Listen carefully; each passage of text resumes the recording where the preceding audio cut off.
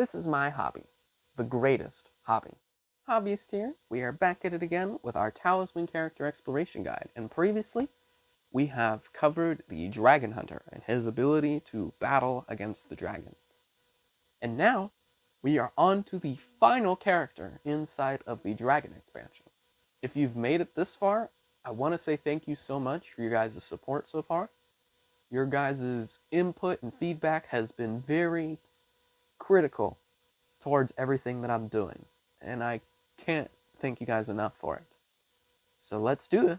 Let's get on to the final character of the Dragon expansion. So the final character that we are covering inside of the Dragon expansion is a brutish creature of unrestrained violence who charges forward to crush anything in his path with no regard to the devastation that he brings. Indeed, it is the mythological Minotaur. Let's go ahead and get into the Minotaur's character card, see what it is that we are dealing with here. So as we can see, the Minotaur has a strength of 4, a craft of 2. And as we can see down here towards the bottom, we see that dragon head logo. That is the symbol of the Dragon expansion, so if you are not particularly interested in the alternate endings, or any of the other components that are inside of the Dragon expansion, then that logo is something that you can look out for and is just an indicator to help you separate this from any of your other Talisman adventures that you wish to embark on.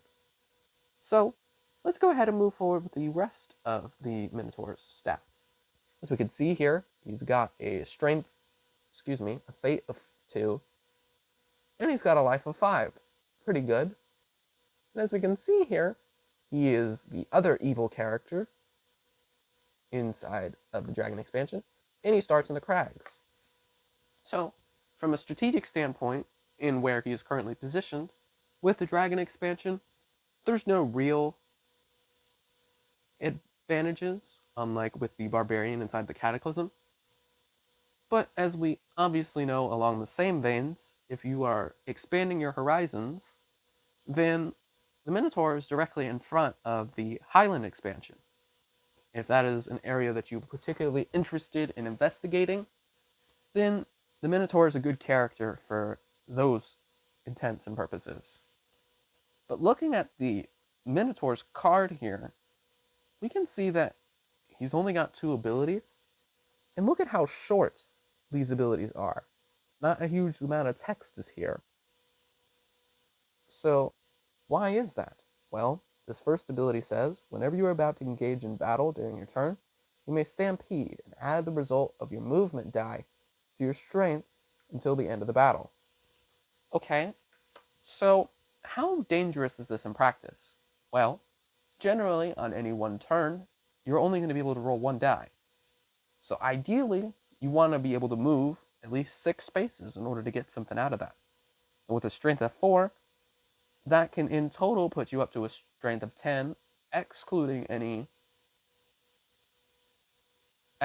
rolls that you may add on top of your stampede. So that is definitely something that is powerful within of itself. But then, whether you're using the Sacred Pool expansion, or if you're using the City expansion, if you manage to get a riding horse on top of that, being able to make it from 1 die to 2 dice, oh buddy, then you can start adding 12 on top of your 4, and that is excluding any of whatever you roll to add to your attack score. On top of all of that, that's not even considering any weapons that he's going to use. So in practice, let's say that we have all expansions active inside of our game, and that the Minotaur rolls a 6. Or better yet, he's managed to acquire a riding horse and he rolls a 12. He moves his 12 spaces, then, after moving those said 12 spaces and fights a strength-based enemy, let's say it's a strength 10 dragon, then we have the 12 movement roll that we can stampede with, so that's the 12 plus the 4 strength, so that's already 16 strength out the gate. If you manage to get a flail on top of that, that is 16 strength, plus whatever you roll with your 2 dice which could lead to a maximum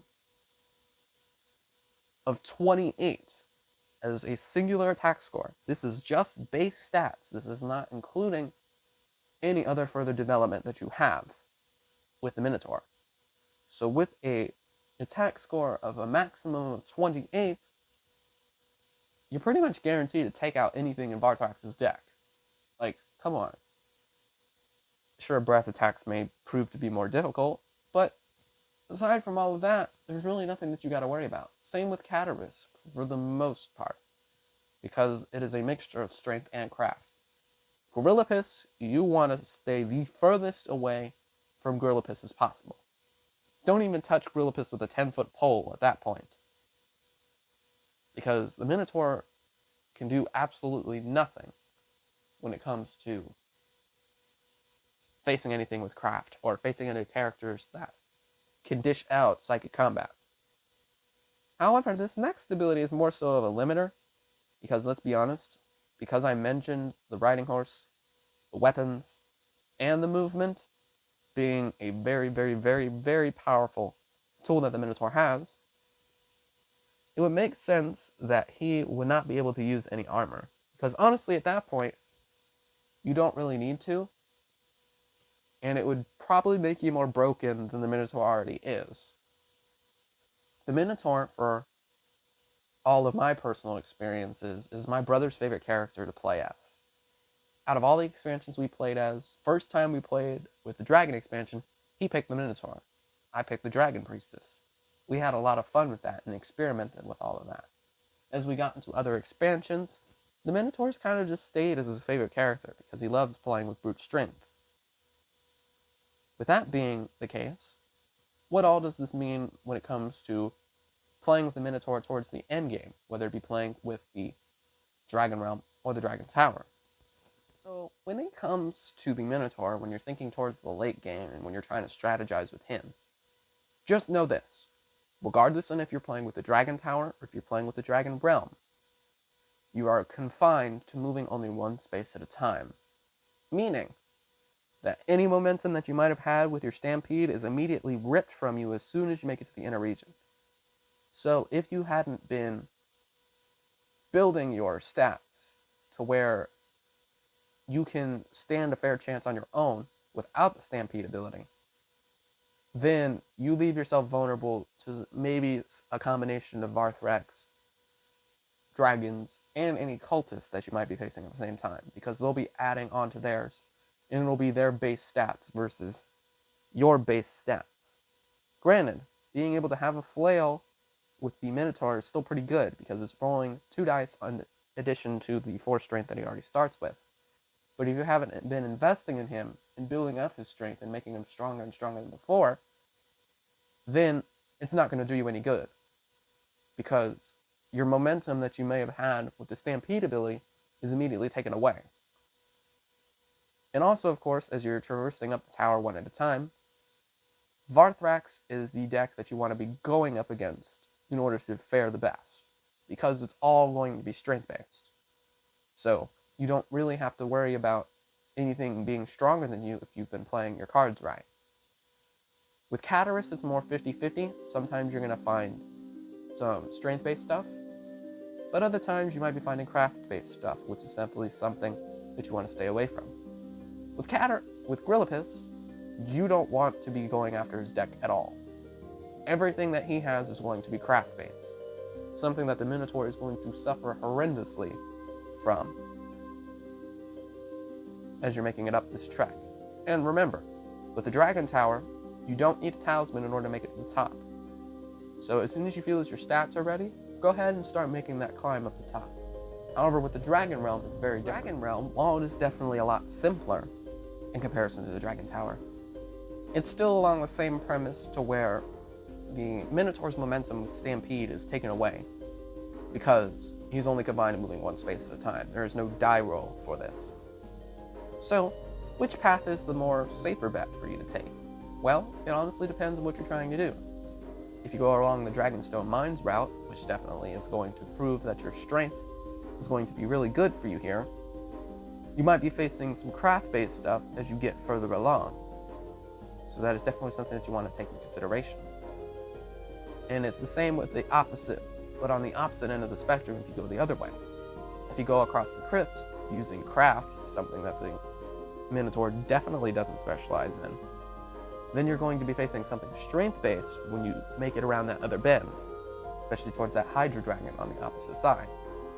So, the question more so becomes, which are you wanting to face in the latter half of your trek? Do you want to go something that is easier for you now but ends up being harder later? Or do you want to go something for hard now but easier on the back end? And also, of course, inside of the Dragon Realms, it's going to more so focus on how many scales you have. The scales are going to influence how easy or how difficult this trek is on top of just the initial stat area. And then there's the even compounding layer of the fact that you do need a talisman in order to make it to the Crown of Command in the Dragon Realm, in comparison to not needing it at all when it comes to making your way up to the top of the Dragon Tower. So, in either endgame situation, it's all going to vary on which stats you've invested in and which ones you haven't invested in. While the Dragon Tower is going to focus more so on who the Dragon King is and their specific deck, the Dragon Realm is going to more so focus on how your scales match up and how your stats are going to match up, both in the early initial encounters of either the Dragonstone Mines, the Crypt, or the future enemies that you face on the back half. So, take with this particular section as you see fit. Overall, what do I think of the Minotaur? The Minotaur is definitely a brute-based character, much to the same regard as the Ogre Chieftain and the Troll in the base game.